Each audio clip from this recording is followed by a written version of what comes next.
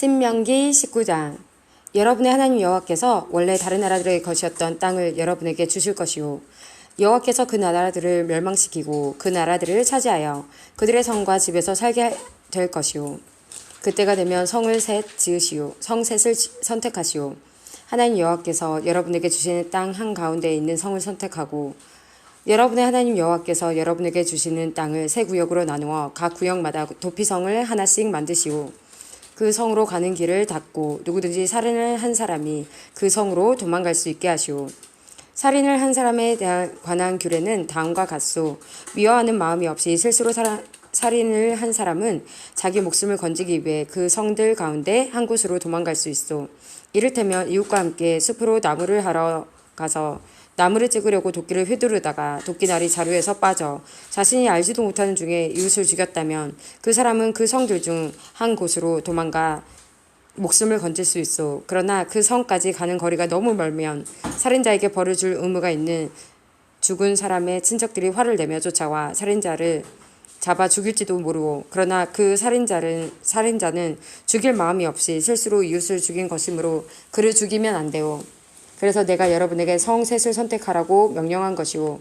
그러나 여러분의 하나님 여호와께서 여러분의 조상에게 약속하신 대로 여러분의 땅을 넓혀주시고 또 여러분의 조상에게 약속하신 땅 전체를 주실 때는 도피성을 세 곳 더 고르시오. 그렇게 되기 위해서는 내가 오늘 여러분에게 주는 이 모든 율법을 잘 지켜야 하오. 여러분은 여러분의 하나님 여호와를 사랑하고 언제나 여호와의 가르침대로 사시오. 여러분의 하나님 여호와께서 여러분에게 주신 땅에서 죄 없는 사람이 죽임을 당하지 않도록 하시오. 그렇게 하면 여러분은 살인죄를 짓지 않을 것이오. 그러나 어떤 사람이 이웃을 미워하여 숨어서 기다렸다가 이웃을 쳐 죽이고 이 도피성 가운데 한 곳으로 도망쳤다면 그의 고향 장로들은 사람을 보내어 도피성에 도망가 있는 그 사람을 붙잡아 살인자에게 벌을 내릴 책임이 있는 친척에게 그를 넘겨주시오. 그에게 자비를 베풀지 마시오. 죄 없는 사람을 죽이는 일이 이스라엘에서 없어져야 하오. 그래야 여러분의 하는 일이 잘 될 것이오. 여러분의 하나님 여호와께서 주시는 땅에서 이웃의 땅이 어디까지인가를 표시해 주는 돌을 옮기지 마시오. 그 돌은 오래전 사람들이 세워놓은 돌이오. 증인 한 사람만으로는 어떤 사람의 잘못이나 죄를 가리기에 부족하오. 어떤 일에 옳고 그름을 가리려면 증인이 2사람이나 3사람은 있어야 하오. 만약 어떤 증인이 거짓말을 하여 다른 사람에게 죄를 뒤집어 씌우려 하면 서로 다투고 있는 2사람 모두 여호와 앞에 나와 서시오. 그들은 당시의 제사장과 재판관들 앞에 서시오. 재판관들은 그 일을 조심스럽게 살피시오. 만약 증인이 거짓 증언을 하여 이웃에 대해 거짓말을 하였다면 그가 이웃을 해치려 했던 것만큼 그에게 벌을 내리시오. 그래서 여러분 가운데서 그런 악한 일을 없애버리시오. 그러면 다른 사람들도 그 이야기를 듣고 두려워할 것이며 여러분 가운데서 어느 누구도 그런 악한 일을 다시는 하려고 하지 않을 것이오. 그런 사람에게 자비를 베풀지 마시오. 목숨은 목숨으로, 눈은 눈으로, 이는 이로, 손은 손으로, 발은 발로 갚으시오. 신명기 20장. 적과 싸우기 위해 싸움터에 나갔다가 적의 말과 전차와 군대가 여러분보다 많은 것을 보더라도 두려워하지 마시오. 여러분을 이집트에서 인도해 내신 하나님 여호와께서 여러분과 함께 계시기 때문이오. 싸움터에 나가기 전에 제사장은 군대 앞에 나와 말하시오. 제사장은 이렇게 말하시오. 이스라엘 군대들이여 들으시오. 여러분은 오늘 싸움터에 나아가 적과 싸울 것이오. 용기를 잃거나 두려워하지 마시오. 겁내지 마시오. 여러분의 하나님 여호와께서 여러분과 함께 계십니다. 여호와께서 여러분을 위해 적과 싸워주실 것이며 여러분을 구해주실 것입니다. 그리고 그 장교들은 군대를 향해 이렇게 말하시오. 혹시 새 집을 짓고도 들어가 살지 못한 사람이 있는가?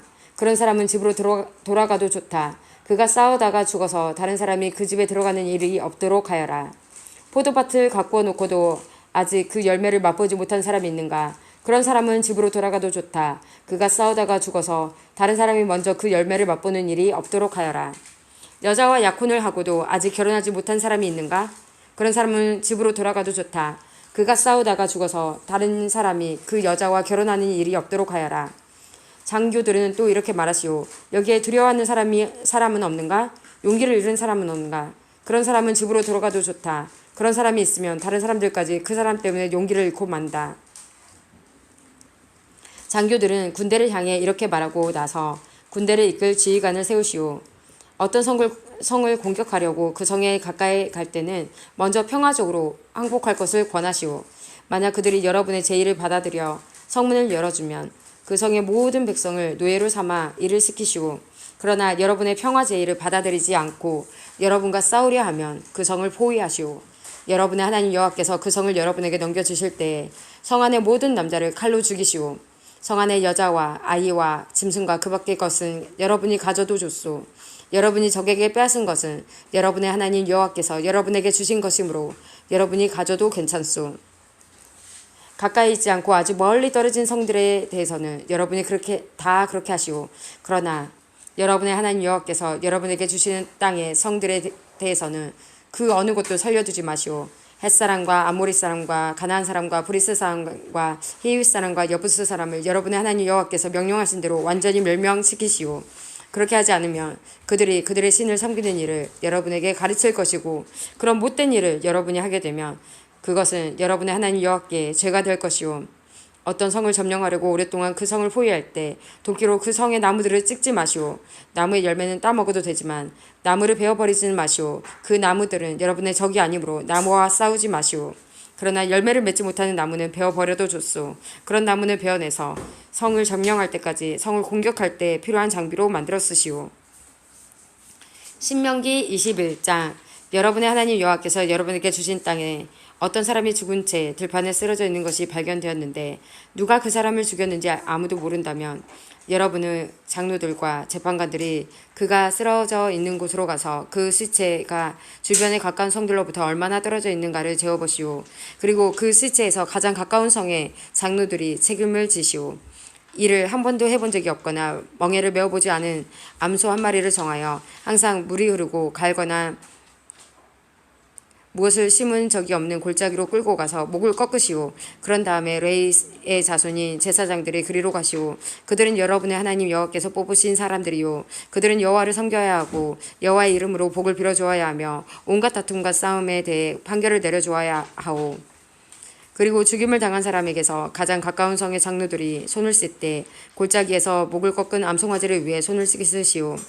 그리고 이렇게 선언하시오. 우리는 이 사람을 죽이지 않았습니다. 그리고 이 사람이 죽는 장면도 보지 못했습니다. 여호와여, 여호와께서 구하신 여호와의 백성 이스라엘의 죄를 씻어 주십시오. 이 죄 없는 사람의 죽음에 대해서 여호와의 백성이 이스라엘에게 죄를 묻지 마십시오. 이렇게 하면 그 피 흘린 죄를 씻어 벗을 수 있소. 피 흘린 죄를 벗을 수 있소. 그래야 여러분은 죄 없는 사람을 죽인 죄를 씻을 수 있소. 여호와 보시기에 옳은 일을 하시오. 여러분이 적과 나으러 나갔는데 여러분의 하나님 여호와께서 적을 무찌르게 해주셔서 그들을 사로잡게 되었을 때 그들 가운데 마음에 드는 여자가 있으면 그 여자와 결혼해도 좋소. 그 여자를 여러분의 집으로 데려가 여자의 머리를 밀고 손톱을 깎아주시오. 여자가 잡혀올 때 입었던 옷은 벗기시오. 그 여자는 여러분의 집에 살면서 한 달 동안 자기 부모를 위해 울어야 하오. 그런 다음에야 그 여자와 결혼할 수 있소. 그렇게 하여 여러분은 그의 남편이 되고 그는 아내가 되는 것이오.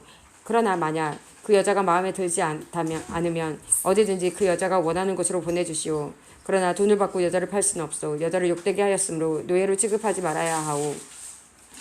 어떤 사람에게 두 아내가 있었는데 한 아내는 사랑을 받았으나 다른 아내는 사랑을 받지 못했다고 합시다. 그러다가 두 아내 모두 아들을 낳았는데 사랑을 받지 못하던 아내의 아들이 맏아들이라면 남편이 자기 재산을 아들에게 물려주는 날에 맏아들 곧 그가 사랑하지 않은 아내의 아들이 받아야 할 몫을 자기가 사랑하는 아내의 아들에게 주면 안 돼요. 사랑을 받지 못하는 아내의 아들은 맏아들로 인정하고 자기의 모든 재산에서 두 몫을 그에게 주어야 하오. 그 아들은 그 아버지가 자녀를 낳을 수 있음을 보여준 첫 아들이므로 맏아들의 권리는 그의 것이오. 어떤 사람이 고집이 세고 아버지나 어머니의 말씀을 따르지 않으며 타일러도 듣지 않는 아들이 있으면 그의 부모는 그를 성문에 있는 장로들에게 데려가시오. 그의 부모는 장로들에게 이렇게 말하시오. 우리 아들은 고집이 세고 무엇이든지 제멋대로 하려 들고 우리의 말을 듣지 않습니다. 먹고 마시기를 좋아하며 언제나 술에 취해 있습니다. 그러면 그 성의 모든 사람들은 그를 돌로 쳐 죽여 여러분 가운데서 그런 악한 일이 없게 하시오. 모든 이스라엘 백성이 그 이야기를 듣고 두려워하게 될 것이오. 어떤 사람이 죽을 죄를 지었으면 그 사람을 죽여서 시체를 나무에 매달아 두시오. 그러나 그의 시체를 밤새도록 나무 위에 매달아 두지 마시오. 그를 죽인 그 날에 그를 묻어주시오. 누구든지 나무 위에 매달린 사람은 하나님께 저주를 받은 사람이요. 여러분은 여러분의 하나님 여호와께서 주신 땅을 더럽히지 마시오.